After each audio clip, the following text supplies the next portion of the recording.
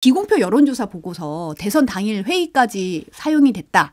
신용환 그 윤석열 캠프 당시 이제 정책 총괄 지원실장 지낸 신용환 전 교수가 이제 주장을 해서 파문이 좀 일고 있잖아요. 근데 이분이 오늘 아침 김종배 시선 집중에서 대선 당시에 윤석열 캠프의 이제 원희룡 정책 총괄 본부장이 그때 대선이랑 같이 종로구 보궐선거가 치러졌는데 여기 나가려고 당시 후보랑 상의를 했는데 좋다는 얘기를 들었다. 근데 얼마 뒤에 김건희 여사가 반대해서 이게 뒤집어졌다는 얘기가 캠프에 소문이 돌았다고 얘기를 했어요.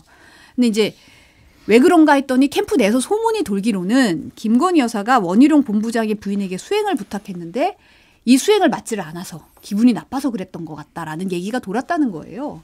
뭐 혹시 들으신 거 있으신가요, 의원님? 그거는 제가 모르겠고 신용환 그분은 근데 메신저로서의 그 신뢰감이 없는 분이던데. 보니까 뭐 옛날에 민주당에 있다가 여기 왔다가 다시 또 지금 민주당 또 갔어요. 그리고 그때 그 여론조사 가지고 당일날 그거 했다는 거 가지고도 지금 이제 갑론을박을 하고 있습니다. 윤재옥 전 원내대표하고 그다음에 지금 이철규 의원은 그 뭐 소송을 뭐 준비한다고 그러네요. 그 신용환 교수에 대해서 전혀 사실이 아닌 얘기를 한다고 그래서 제가 뭐 말씀드리긴 좀 어렵고요. 소문은 뭐 너무 많아가지고 그거 가지고 우리가 얘기하기는 좀 어려운데, 뭐 원희룡 당시 전 의원이 이제 어디 출마한다라는 건 뭐 여러 가지 소문이 있었기 때문에 그걸 좀 알 수는 없어요. 그냥 여러 가지 또 소문 중에 하나겠죠. 근데 이게 뭐 단순한 소문이라고 표현하는 건 저는 안 맞다고 보고요. 또 더더군다나 김건희 여사와 관련됐다는 것 때문에 또 중요한 거 아니겠습니까? 그래서 이거는 우리는 일종의 정보라고 표현을 하는 게 맞다고 봐요. 그리고 이런 정보가 도는 공간이 있어요. 어느 조직이든. 그게 우리는 이제 이렇게 표현하죠. 복도통신이다. 복도통신. 내지는 뭐 수행비서 내지는 뭐 행정비서 통신이다. 뭐 이런 비서통신이다. 이런 거 그렇게 표현하는데 이게 그냥 시중에 도는 소문이 아니라 복도통신이나 비서통신을 통해서 전파됐다는 의미거든요. 이 교수님에게는. 네. 그 얘기는 뭐냐. 캠프 내에 있는 사람들이 그렇게 얘기들을 하면서 이런 것들에 대해서 귀를 기울였다는 거예요. 그러면 그 캠프의 분위기가 어땠겠어요? 아, 여사가 굉장히 영향력이 있으시구나. 저기에 잘 보여야 되는구나. 등등의 얘기들이 있지 않았겠습니까? 그래서 저는 이것을 뭐 시중에 그냥 아무나 이렇게 뭐 지라시 만들어내고 이런 소문하고는 또 다른 차원으로 저는 봐야 된다. 물론 이 출처 자체의 신빙성의 의구심을 우리 김 의원님께서 표해 주셨기 때문에 그거는 뭐 따로 검증할 문제지만 만약에 이 분이 뭐 말씀하신 대로 뭐 이렇게 아주 뭐 형편없는 분이 아니라면 어느 정도까지는 또 신뢰를 해드리는 게 맞지 않느냐. 너무 엄중한 사안이잖아요. 근데 자기가 뭐 특별하게 지금 이익을 볼 게 그렇게 많아 보이지도 않는데 지금 이런 얘기를 양심에 반해서 했을까 굳이? 뭐 그렇게 보기 저는 제 입장에서는 또 쉽지 않다고 보거든요. 그렇다고 본다면 이건 또 김건희 여사가 캠프의 사람들에게도 이 정도로 인식되고 있는 분이었다라는 점에서 또 큰 문제다 이런 생각이 듭니다. 근데 지금 사실 아까도 의원님께서 이제 제2부속실 얘기 잠깐 하셨는데 이제 다음 달 이제 조만간 출범을 한다는 언론 보도가 나오고 있어요. 다음 달 초에 정식 출범할 예정이라고 하는데 이 제2부속실 얘기 나온 지가 올해 3월이에요, 사실. 근데 이제 제2부속실의 의미를 보면 김건희 여사의 공적인 대외 활동을 공식적으로 지원하는 기구잖아요. 기관이잖아요. 이게 다음 달 12일이면 사실 윤석열 정부 반환점을 도는데 뭔가 반전 카드가 될 거라고 생각하는다는 얘기가 있더라고요. 근데 아까 의원님은 택도 없다라는 뉘앙스로 제가 들었는데. 그러니까 지금 세간의 민심은 그 뭐 보수 포함입니다. 활동을 안 했으면 좋겠다라는 거예요, 사실은. 그 최소한의 무슨 공개 활동 이런 말조차 듣기 싫어하는 것 같아요. 그리고 이제 계속 뉴스에 나오고 그 다음에 이제 공개 활동이든 그게 필요한 공식 활동이어도 지금 상황은 좀 맞지 않다. 왜냐하면은 이제 여태까지 이제 너무 많은 의혹들이 있다 보니까 이게 이제 이거를 잠재울 수 있는 방법이 없는 거죠. 지금으로서는. 그래서 따지고 보면 뭐 마포대교 사건이나 이런 것도 다 공개 활동이죠. 어떻게 보면 뭐 자살 방지 차원에서 한 거니까. 그래서 그거는 그런 차원으로 이제 공개 비공개를 나눌 게 아니라 지금으로서는 정말 당분간은 공개 활동을 전면 중단하지 않으면 계속 야권이 지금 야권은 그거거든요. 민주당을 포함한 야권은 계속 지금 장애 집회 지금 하지 않습니까? 그러니까 김건희 여사를 그 특검을 징검다리 삼아서 결국 대통령 탄핵이에요. 사실은 그게 기본적인 전략입니다. 그러니까 김건희 여사가 잘하고 잘못했고를 떠나서 그렇기 때문에 이런 상황에서는 어떤 민심을 더 자극하지 않는다는 차원에서라도 공개 활동 전면 중단하는 게 좀 필요하지 않겠나. 이제 부속실은 활동을 하겠다는 전제 하에 생기는 거기 때문에 그게 지금 크게 의미가 있을까 그런 생각은 좀 들어요. 제2부속실 얘기를 지금 여기서 다루어 주시는 것 자체가 용산에는 되게 고마운 일이에요. 이건 뭐 어처구니 없는 얘기입니다. 이거 논할 필요도 없는 거예요. 그 누가 관심이 있겠어요. 김건희 여사가 지금 자신에게 닥친 문제들에 대해서 진짜 뭐 고해성사를 해주고 어떤 죄가 있으면 죄값을 치러주기를 바라는 게 기본적인 국민들의 생각 아니겠어요? 그런데 무슨 제2부속실로 뭐 해보겠다? 이게 대통령이 아직도 법과 정치를 구분을 못 하시는 거예요. 그러니까 법적으로 벗어날 수만 있으면 아무 문제가 안 될 거야. 이 생각을 계속 하시는 건데 그 생각이 얼마나 위험한 생각이냐면 당신은 지금 정치를 하시고 통치를 하시고 국정을 운영하셔야 되는 분이에요. 정치, 통치, 국정 운영이 안 돼요. 이것 때문에. 그게 안 되면 누가 피해를 보느냐? 국민들이 모두가 피해를 봐요. 어마어마한 피해를 봅니다. 국가의 미래가 어마어마한 피해를 봐요.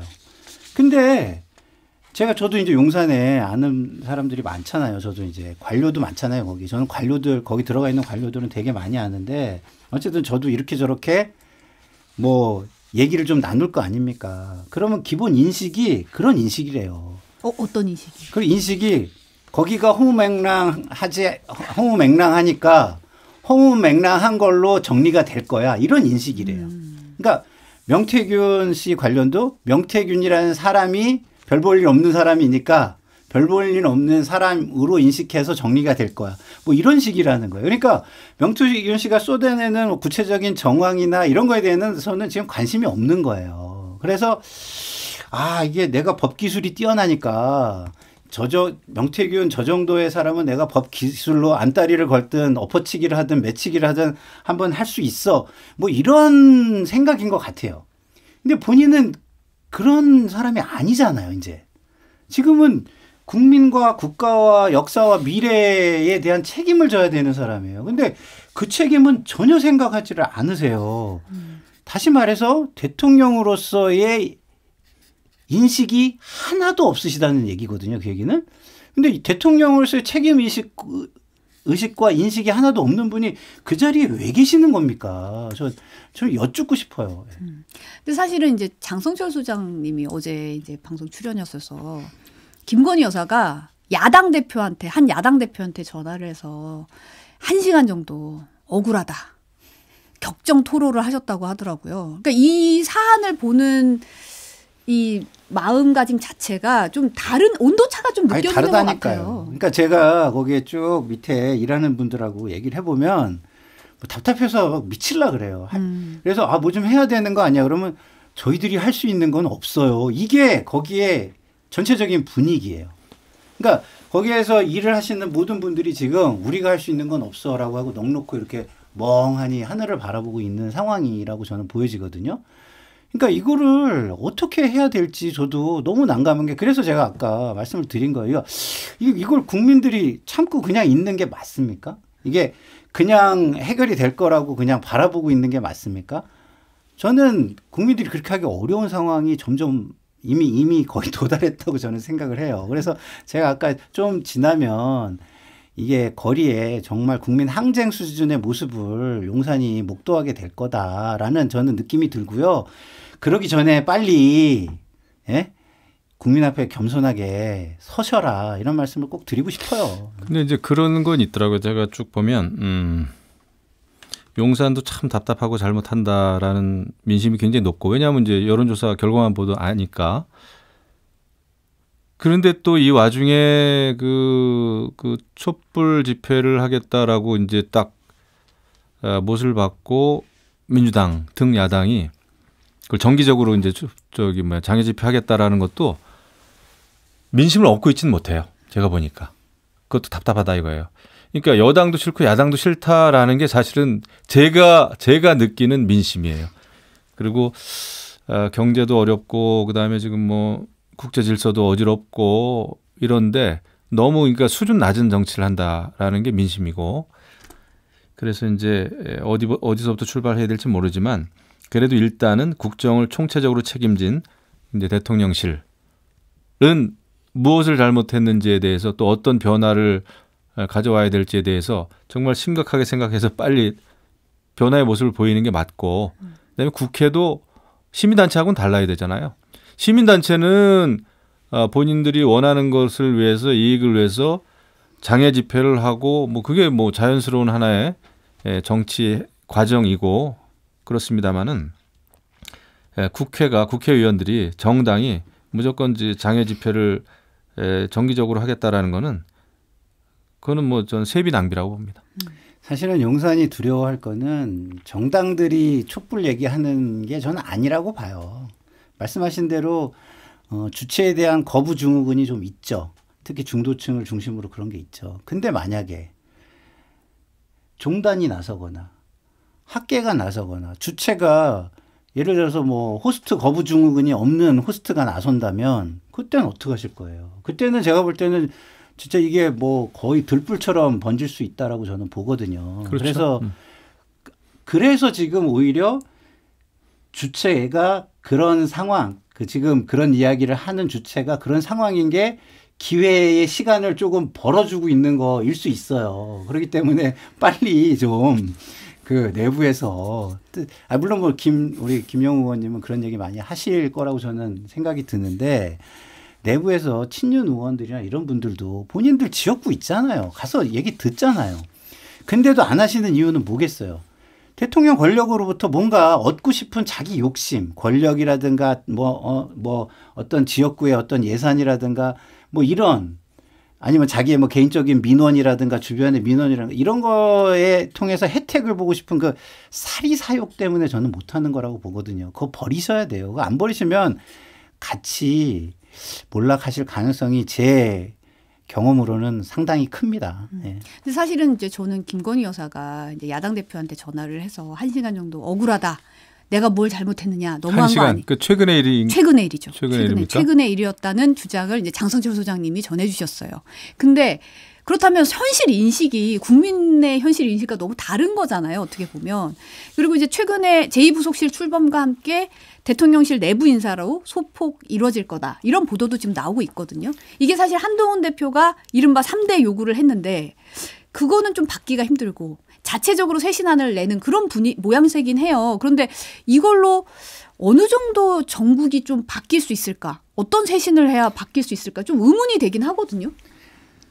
저는 계속해서 우리 앵커님이 진행을 하셔야 되니까 하는 말씀이시겠지만 너무 어처구니가 없어서 무슨 말씀을 드려야 될지를 잘 모르겠는 거예요.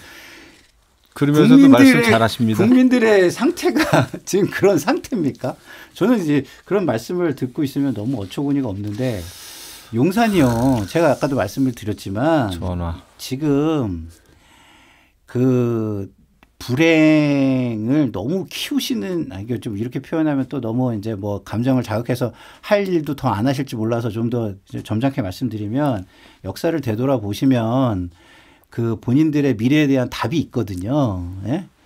그래서 이런 거 가지고 절대 안 되죠. 지금 아까 말씀드렸잖아요. 구체적인 불법일 가능성이 높은 합리적인 의심을 넘어서는 정도의 구체적인 정황들이 있다.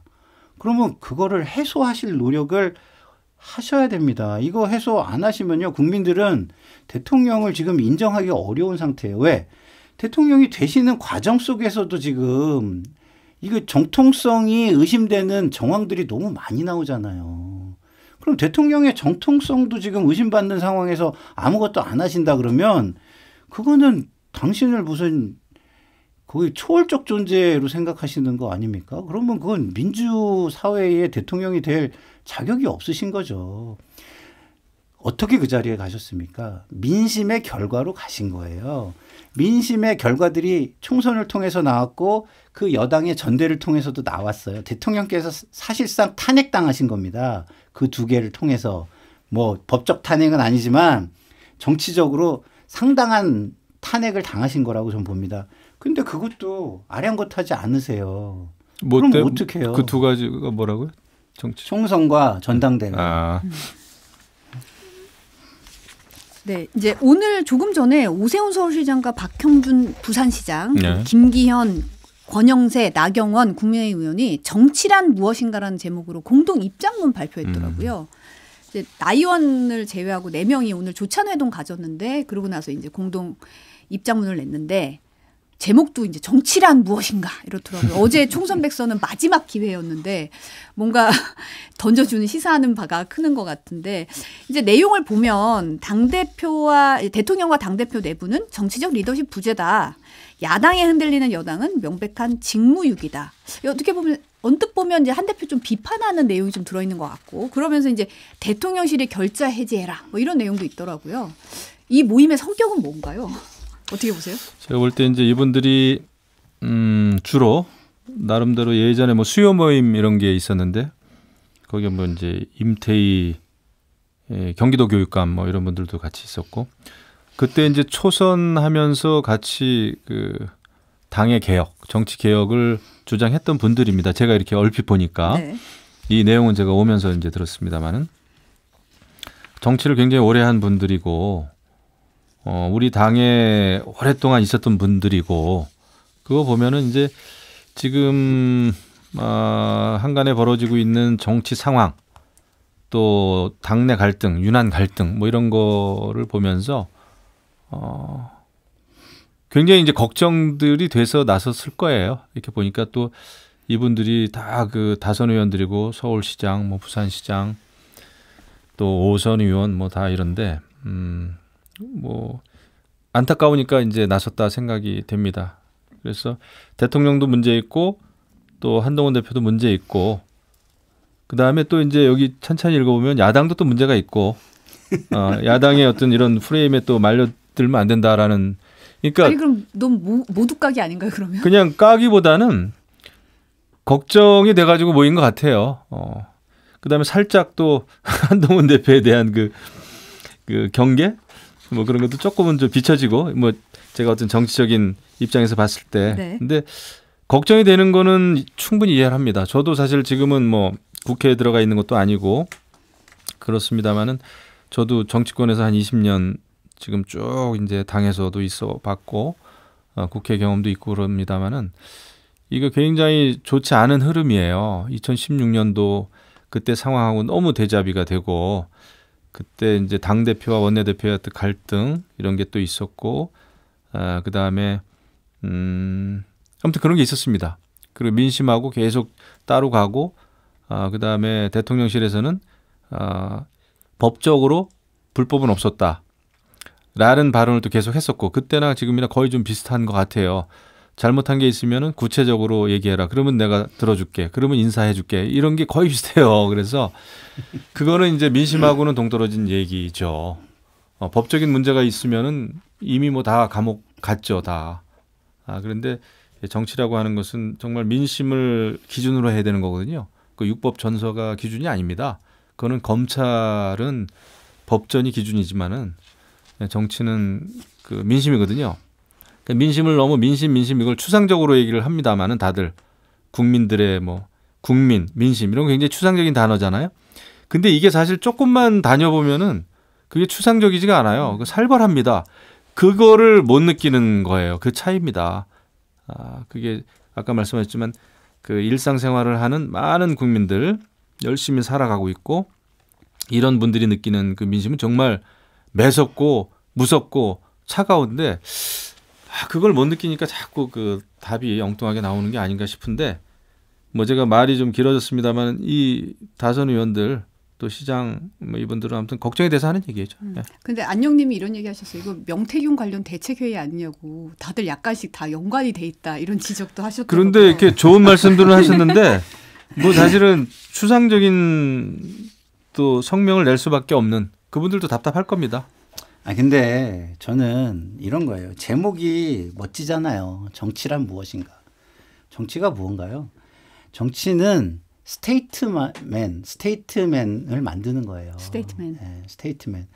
근데 이분들은 비즈니스맨으로 지금 모이신 것 같아요.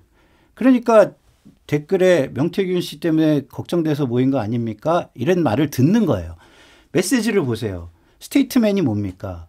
국가와 국민, 역사, 미래 이런 걸 생각하고 거기에 모범이 되거나 모범적인 행위를 하는 사람을 스테이트맨이라고 하는 거예요. 그걸 생각하면서 민심을 바탕으로. 근데 자기 비즈니스만 생각하는 듯한 굉장히 명확하지 않은 메시지를 내잖아요. 이게 뭐예요 도대체? 한동훈 지금 대표가 하는 게 틀렸다는 겁니까? 윤석열 대통령이 하는 게 틀렸다는 겁니까? 아니면 도대체 이게 뭡니까? 그래서 어떻게 하라는 겁니까? 더더군다나 이게 지금 이 일련의 상황을 어떻게 또 표현하냐면 운동권 정치 프레임에 말려드는 결과를 빚고 있다. 이렇게 표현해요.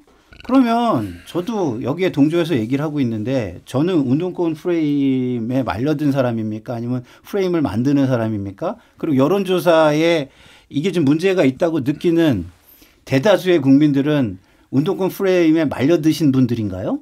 상당히 국민을 모욕할 수도 있는 말을 중진이란 분들, 정치를 안다는 분들, 그리고 또 정치는 무엇인가라는 말을 감히 하시면서 정치에 아주 반하는 이야기들도 여기에 들어가 있다는 측면에서 이분들이 정말 정치인다운 정치인으로 여기 모인 게 아니라 겁쟁이들이 이 상황에 대해서 자기들 비즈니스가 안 되니까 겁이 나가지고 모인 겁쟁이들 모임처럼 저는 느껴진다 이런 생각이 듭니다. 그러니까 뭐 비즈니스까지는 모르겠는데 다 바쁜 분들이 모였고 당에서 오래 계신 중진들이기 때문에 이런 분들이 모여서 용산 인적쇄신 확실하게 해라.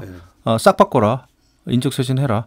또 김건희 여사 의혹만 가지고도 너무 지금 어지럽지 않느냐. 그래서 공개활동 전면 중단하시라 정도를 얘기를 했으면 더 좋았겠다 싶습니다. 메시지가 좀 명확해야 된다. 예, 제가 그냥 이렇게 느끼기에도 정치를 지금 걱정만 하고 있을 때가 아니에요. 지금 굉장히 위험합니다. 그 임계점에 많이 다가갔기 때문에 지금은 이제 결정적인 어떤 그 해법을 찾아야 된다. 그렇지 않으면 때를 놓치면은 정말 막기가 힘들어요. 근데 그거를 지금 다 안 하고 있다는 게 굉장히 답답하죠. 지금 용산은 한국갤럽에 굉장히 감사해야 될 것 같다는 생각이 들어요. 한국갤럽이 그 여론조사 결과를 발표하면서 소수점 뒷자리는 잘라서 반올림해서 발표를 한다 그러더라고요. 근데 그렇게 안 했으면 사실상 10% 앞자리가 1일 여론조사가 발표가 됐을 건데 그게 줄 국민들에 대한 충격은 훨씬 컸을 거라고 저는 생각해요.